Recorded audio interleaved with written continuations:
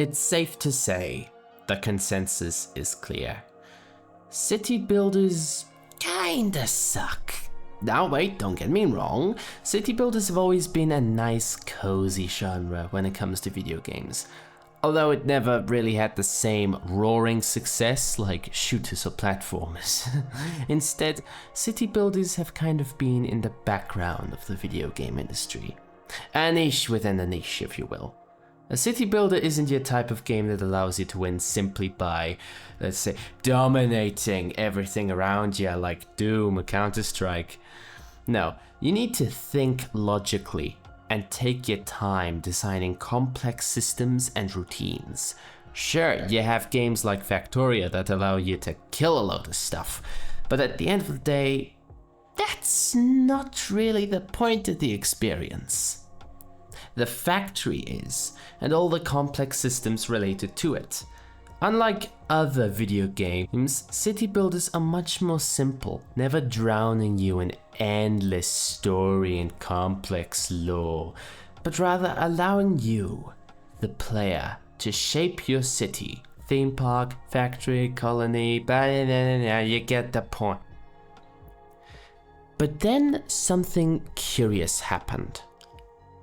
A little old game called Frostpunk released, and holy hell, did it shake up the entire genre to its core.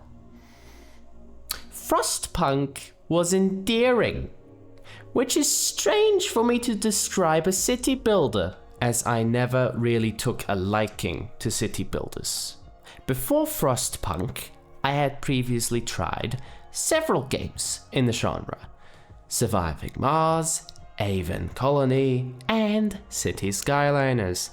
I genuinely gave these games a chance, and I have to say, I didn't really see the appeal. I'll be honest, I didn't see the appeal. Which is strange, because Frostpunk, although being in the same genre as, City Builders, a type of game I despise, it had me hooked for months. I would play this game non-stop, trying out all the scenarios. Hell, playing the scenarios multiple times even. I created this map. After I failed the first time in the game, I created this map. Look at it. Oh my goodness, look at it. I never do that. I never do that for video games, like creating a map in real life, I was invested like no other game had me at the time. Doom Eternal is a great game, a very fun game. Some might even say the best game. But I stopped halfway through that campaign to play Frostpunk instead. Frostpunk has this unique kind of quality that allows a lot of people to enjoy it. And a large majority of those people don't like city building games. No joke, I asked on the official Frostpunk Discord server, and most of the guys I spoke to hadn't even played any other games within the genre other than Frostpunk. This left me perplexed. How is it that not only I, but so many others struggle with city building games, with Frostpunk being the only exception? And after many a day spent pondering about this whole little mystery, I think I know why.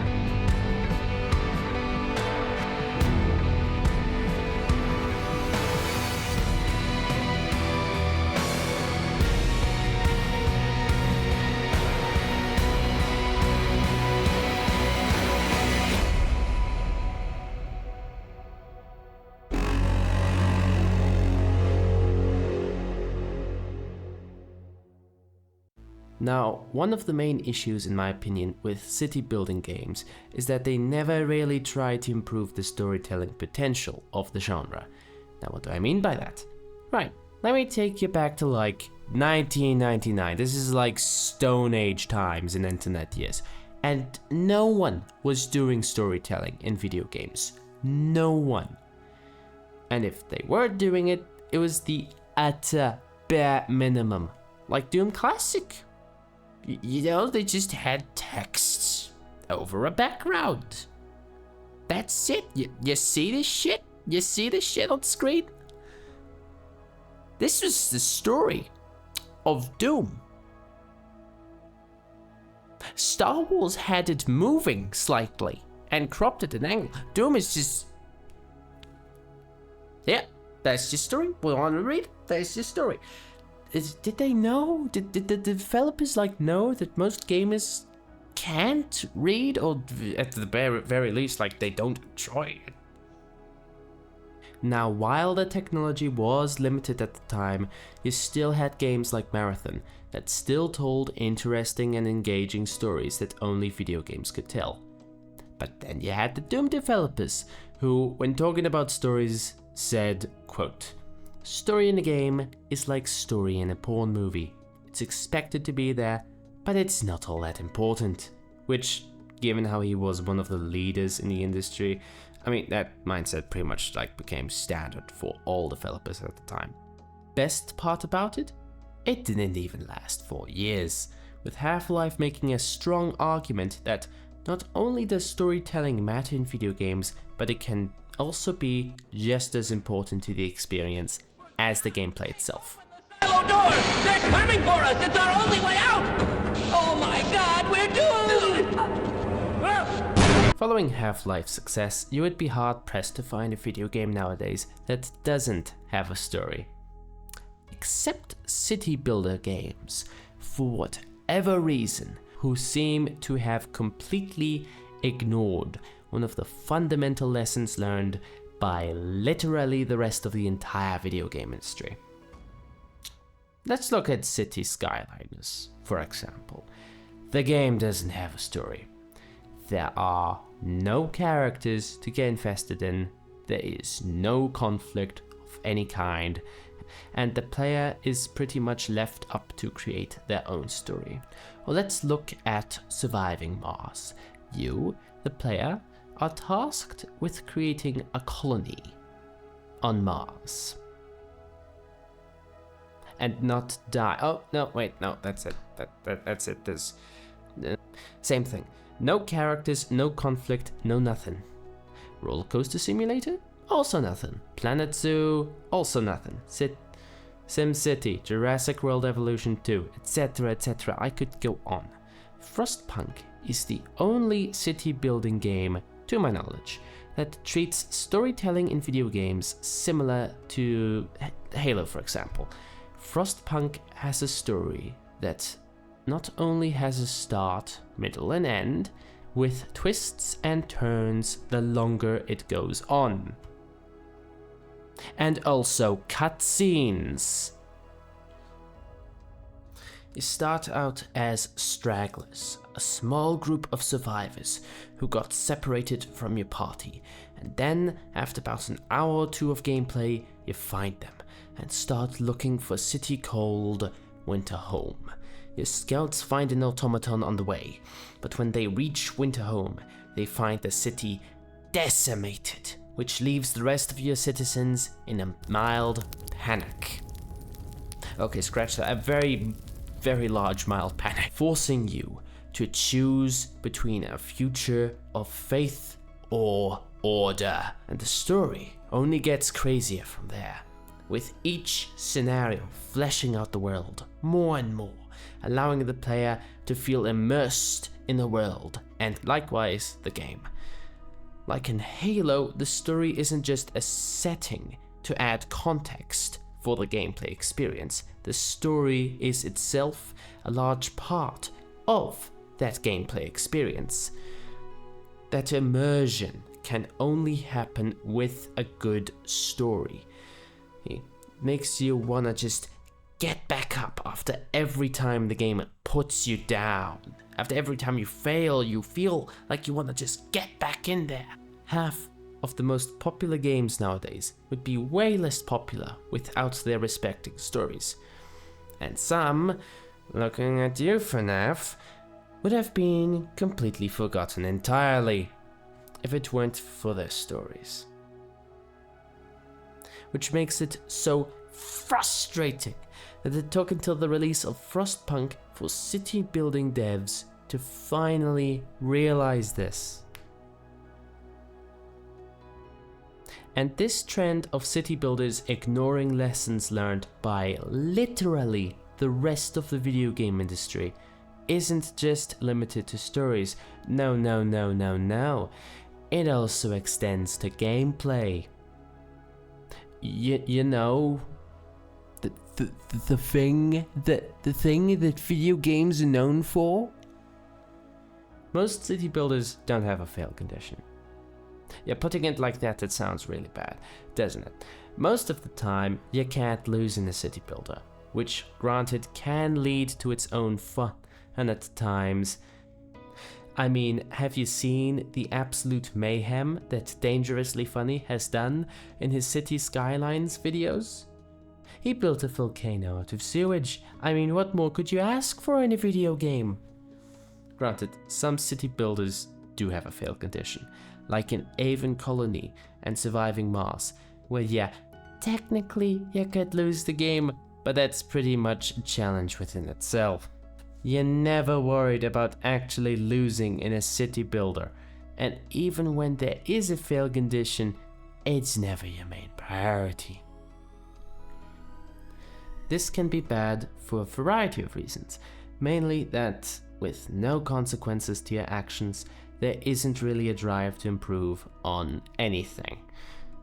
You could play City Skylines for 100 hours and you're still going to potentially be just as bad at creating a city as when you started. Because since the game never punishes you for playing badly, vice versa, it doesn't reward you for when you play good. I mean, just look at the state of this theme park. That ain't OSHA certified at all. In fact, this doesn't even resemble a theme park. It's more accurately described as an elaborate way of killing a bunch of people.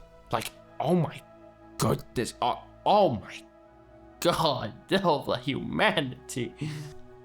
Oh, and when you do fail in Avon Colony or Surviving Mars, it's most likely a massive annoyance to the player. The player is most likely annoyed. Since you weren't worried about failing, when you do fail, the sudden consequences can feel cheap. However, in Frostpunk, failure is a core part of the experience that every player will go through. No matter how much you prepare beforehand, you're always going to fail on your first playthrough in Frostpunk. Trust me on this. And if you didn't learn anything the first time you failed, well, guess what? You're gonna keep failing until you get better. The risk of failure is constantly on your mind in Frostpunk. Hell, failure is so core to the Frostpunk experience that you can measure it.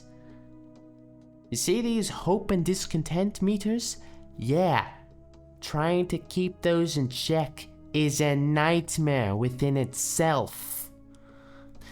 The game, given any opportunity, is willing to throw curveball after curveball at you just to see if you crack under the pressure. Balancing hope and discontent takes nothing but true understanding.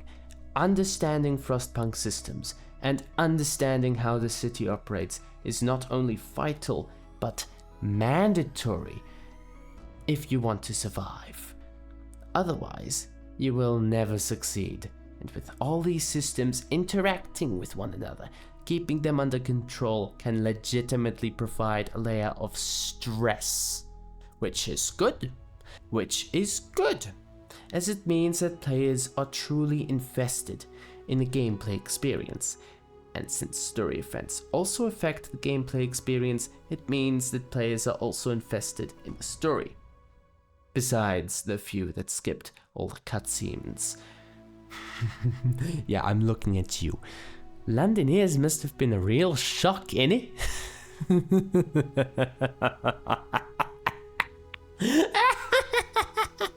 In fact, let me expand on that point specifically.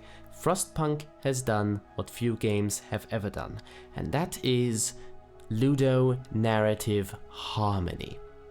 Now, what is Ludonarrative harmony? Well, simply put, it is the exact opposite of Ludonarrative dissonance. Now, if that sounded familiar to you, that's because a long time ago, Ludonarrative dissonance was a huge talking point surrounding the game BioShock. You probably have even seen a DJ Peach Cobbler video on the subject. It's a very good video, please check it out, link is in the description. And if you're familiar with the concept, let me refresh you. Firstly, it is a common misconception that games only have one story. This is false, as each video game follows two, dare I say two stories simultaneously. That being A, the story the developers are presenting to the player, i.e. cutscenes and lore. And number two, the story of the player, i.e. running around completing quests, killing monsters, and probably screwing around with NPCs. These two together is what's known as a ludonarrative. When these two stories clash, the ludonarrative is dissonant. Think of a game like Halo. The cutscenes portray the Master Chief as a cool, competent badass that is calm in the most dire of circumstances and always has a heart of pure gold.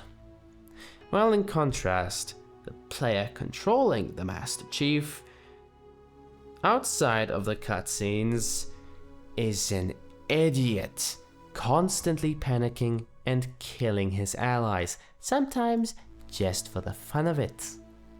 The ludonarrative here is dissonant. These two stories clash with one another. And when the two stories complement each other, when the player chooses to act or the developers portray him, then the ludonarrative is in harmony. And this rarely ever happens. In fact, if ever, it never happens. Because despite the developers' best intentions, players always, and I mean always, want to do their own thing. Besides in Frostpunk, where this issue has been resolved. And the way the developers accomplished this is simple, yet genius. In other games, the player is expected to act by the whims and rules of the story. You're not going to kill a story-significant NPC no matter how hard you try. And if the developers want you to be a hero, you're going to be a hero, goddammit, even if you kill a bunch of little girls doing so. BioShock. While in Frostpunk, the story reflects the player's actions. If the player chooses to hold their population hostage on a leash, enslaving the people of New London under the rule of an ever-present iron fist or a well-polished boot, well then you're no hero. And the game makes sure you're gonna know about it. While in contrast, if you choose to be a benevolent and value life above all else and stick to those principles to the bitter end, well then the game makes damn sure that you know it. Your charitable actions recognized by your people as they thank you. It may be harder, but your city will survive. And if you are good enough, you will achieve the golden path. History will remember your actions, which even extends into the second game.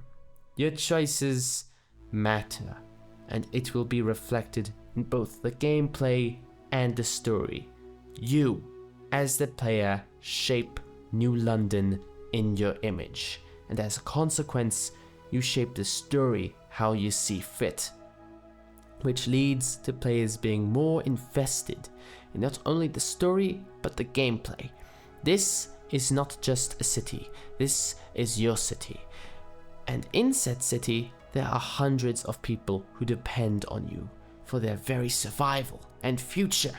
This is the fantasy that Frostpunk offers the player. You are the leader of the last city on Earth, and your actions today will define the future for not only the people of New London, but the future of humanity itself. Which, for a city building game, is pretty bloody badass. Frostpunk, like Portal before it, took a genre that many people at first would disregard and made it completely and undeniably awesome. And all these aspects play off each other. The story, the gameplay, and the ludonarrative harmony all contribute to provide a unique experience that players simply can't find anywhere else. The world building brings players into the game, with story pushing players forward. The gameplay and struggle encourage players to try and improve to continue the story, which promotes players to be invested in not only the story but also the gameplay, leading to absolute immersion, which then further invigorates players to build a city that is completely unique from anyone else's, making the player feel powerful and succeeding in the game's ultimate goal, which is to provide players with the power fantasy of a leader in a post-apocalyptic world where only you, the player, have the power to unite the people of New London and save, for all you know, the last of the human race. Truly, Frostpunk is one of those great games. In fact, I would say that Frostpunk is one of the greatest games of all time. It is one of, if not the greatest city building game within the genre. Frostpunk did to city builders what Portal did to puzzle games. It proved that the city building genre has the potential to tell fantastic stories that empower the player and bring a unique experience that no other video game genre can ever replicate.